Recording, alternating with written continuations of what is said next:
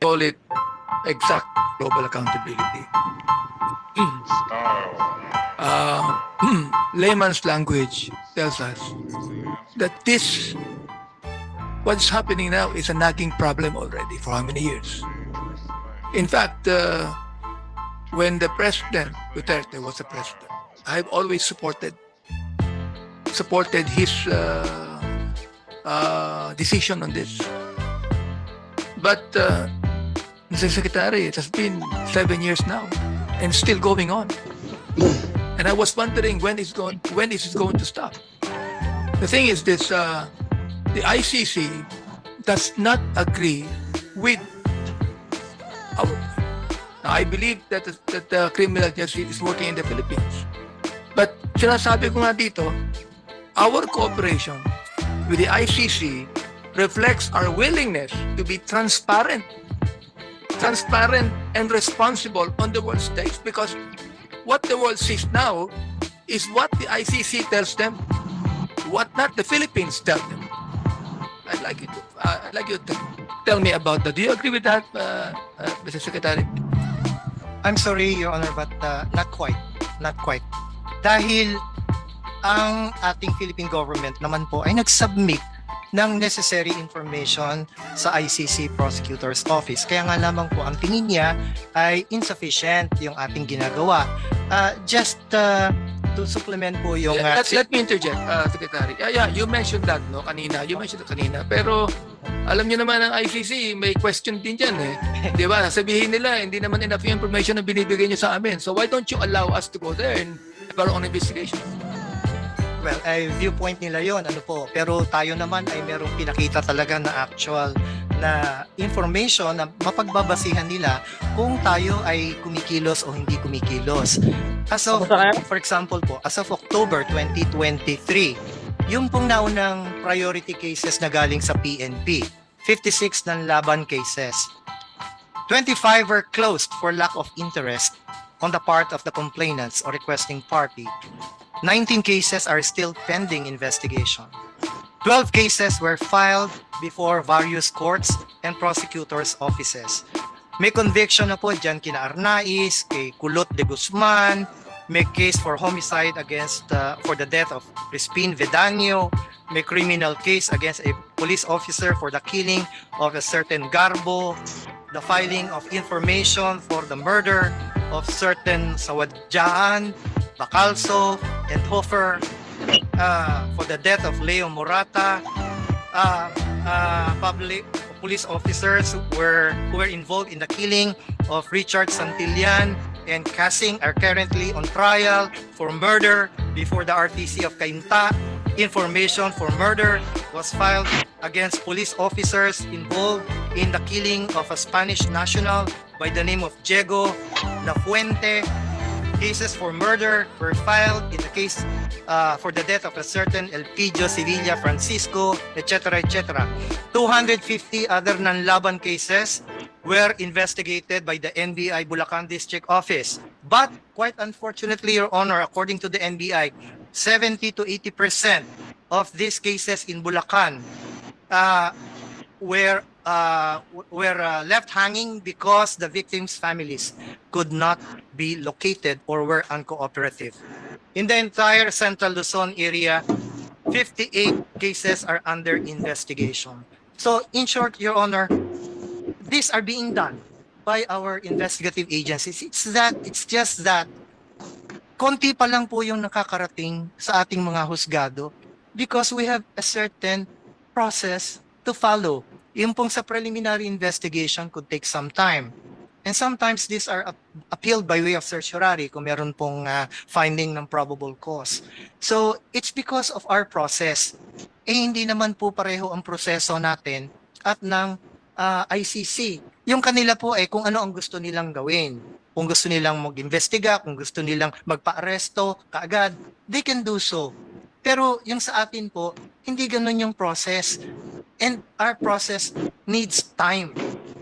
Parang na-straight jacket nga po tayo. Binigyan po tayo ng panahon para pakita na may ginagawa tayo. Pinakita naman natin na may ginagawa tayo. Kaya lamang, wala pang nakakarating masyadong marami sa mga courts dahil nga po may process. So, maring ito po ay hindi katanggap-tanggap, maring ito po ay kulang sa paningin ng ICC.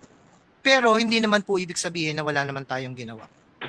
I hope that the DOJ and the law enforcement agencies are now exerting greater efforts para po masabi naman talaga na ito namang ating sistema ay nagpa-function. Mr. Secretary, nabanggit mo kanina, yun ang palagay na ICC, di ba? I mean, I do not question the process of our legal system here in the Philippines. What I question is the reputation we're having abroad. Whether we like it or not, the reputation we have right now is better believed with what the ICC says. So sa akin, the resolution is, so why don't we allow the ICC to come here, investigate, get the information to find out that they are wrong?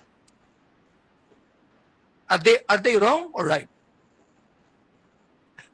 Are they wrong or right? Well, we believe, Your Honor, that the ICC has no No, factual, but please, has no please fact- answer. yes. Are they wrong or right? In what, Your Honor, to be more specific? In their supposition and in the prosecution that they would like to conduct, are they wrong or right? Are they wrong in all the accusations being hurled against by our attorneys here, being hurled against some against the government to the ICC? Well, the ICC, Yung po bang kanilang reputasyon, ang kanilang palagay sa atin, tama ba sila o mali? the ICC is wrong. If they're In wrong, concluding, if they're wrong, Opo, let's allow them to come here to prove that they're wrong. hindi po ganun eh. Sila po ay mali in the sense na ang tingin nila ay hindi unable and unwilling ang ating judicial and legal system. Doon po sila mali.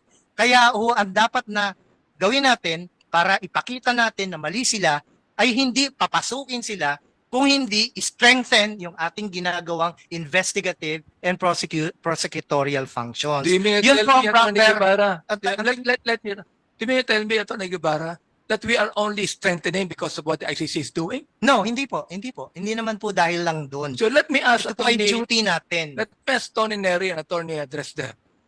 On the statement I made, what do you think about that? Agree, Your Honor, kasi ang tingin ng mundo na dyan, ayaw niyang pasukin because the ICC is right. Di ba? Kasi if it's working, you show it, di ba? So, otherwise, ang isipin nila, ayaw niyang papasukin kasi the ICC is right and the complainants are right and, so I don't see any problem. Ang intindi ko kay Soljan kanina, wala akong nakitang parang sa kanya, if they want to come, they can come, no?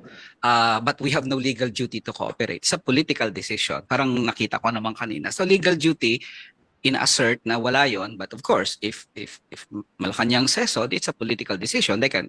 So, pero, I mean, if it's even political, then that is on the issue of image and diplomacy, as mentioned kanina, that becomes very important. Siyempre, sa amin, Mr. Chair, we assert na as we mentioned, 7,732.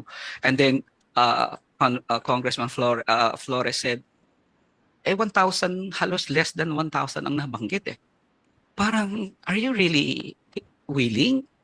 7,000, I mean, so yeah, Mr. Chair, I agree with your point na ipakita natin na mali sila by letting them witness.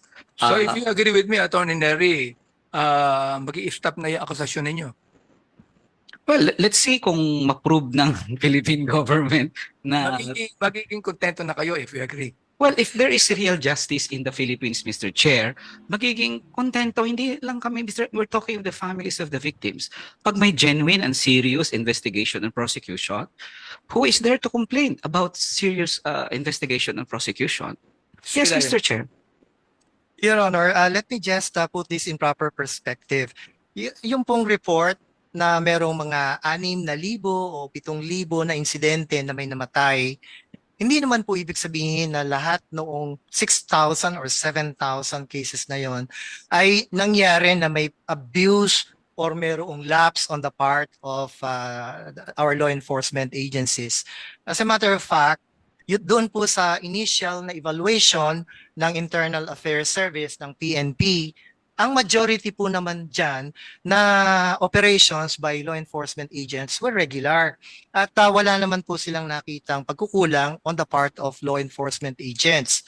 Kaya lamang po, meron ding mga several incidents na nakita mismo ng PNP na may pagkukulang. Kaya yun po ang pinaprioritize na mismong PNP nagsabi may pagkukulang tayo dyan.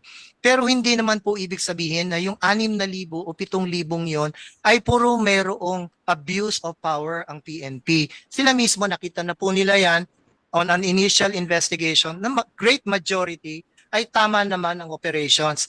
Kaya lamang, ganun pa man po, ganun pa man, kahit ganun ang sabi ng PNP IAS, ang DOJ po at that time had an agreement with the PNP and the NBI na okay, PNP, kahit na ganyan ang finding nyo ha, na walang sabit yung mga law enforcement agents nyo, ipagpapatuloy pa rin ng DOJ at ng NBI ang pag-verify. In other words, i-double check namin kung yung in-exonerate nyo ay talagang dapat na ma-exonerate.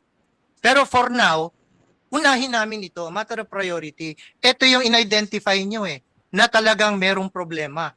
So unahin namin ito, pero hindi ibig sabihin na hindi namin babalikan the other thousands of cases where the police officers were exonerated. May I clarify, Mr. Chair, my statement? Yes, Bernard. thank you. Yes, well, 7,732 cases. Sabi ko nga po kanina, edi sana naman may 7,732 investigations. The Honorable Solgen said, well, What? we just found the other Bro, what are other you talking cases about, man? did not commit abuse. There was no abuse. The question of the families of the victims, how did the government even know if they did not investigate? From the data itself of the DOJ, only less than 1,000 were investigated. There is no categorical statement on the part of government so far that we have investigated the 7,732. So how do we even know that there was no abuse during the operations? Because in our opinion, Mr. Chair, and from the testimonies of our victims, ang nangyari lang kasi dyan, Mr. Chair, pag kiniklaim na nanlaban, self-defense, tapos na eh. I mean, that's it. So, ang hinihingi ko lang sana, at sana ma-inquest man lang yung 7,732 deaths. That is the process being sworn to by the government, not just the DOJ. Then we do it because it's required by the rules. Otherwise, if we don't do inquest, we only investigate less than 1,000 and just say all the others kasi there was no abuse. We don't even have a basis for that.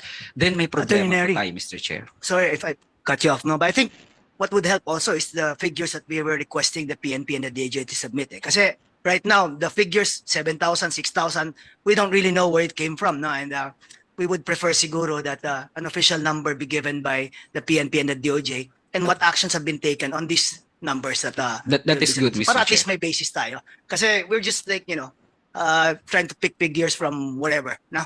But I think that would be best siguro if PNP and DOJ could submit at the soonest possible time the numbers being requested by Representative Bordado.